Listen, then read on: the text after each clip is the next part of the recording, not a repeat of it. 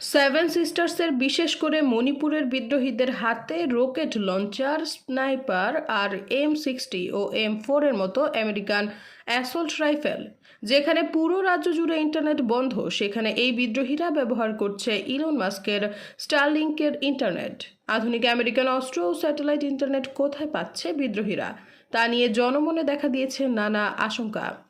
Seven sisters নিয়ে খ্রিস্টান অধ্যুষিত রাষ্ট্র গড়ার যে গুঞ্জন ছিল, সেখানে বাড়তি হাওয়া দিচ্ছে এইসব তথ্য। পূর্ব তৈমুরের মতো তাহলে কি আরেকটি খ্রিস্টান অধ্যুষিত রাষ্ট্র তৈরি হওয়ার প্রক্রিয়া শুরু হয়ে গেছে?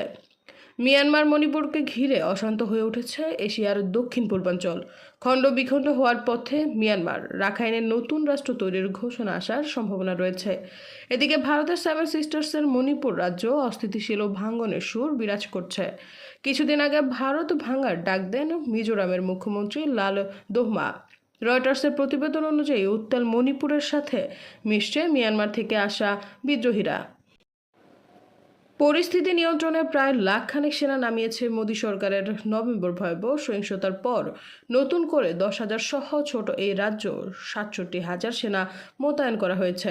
তবে এতে তেমন কোনো লাভ হচ্ছে না। পরিস্থিতি বর্তমানে মোদী সরকারের নিয়ন্ত্রণের বাইরে বলে মন্তব্য রাজনৈতিক বিশ্লেষকদের। গত কয়েক বছর ধরে ভারতের পূর্বাংশে খ্রিস্টান রাষ্ট্র গঠনের গুঞ্জন শোনা যাচ্ছে। ভারতের ভাঙন, নতুন খ্রিস্টান রাজ্য গঠন ও এতে যুক্তরাষ্ট্রের জড়িত থাকার অভিযোগ কতটা সঠিক তা স্পষ্ট হবে আসছে দিনগুলো।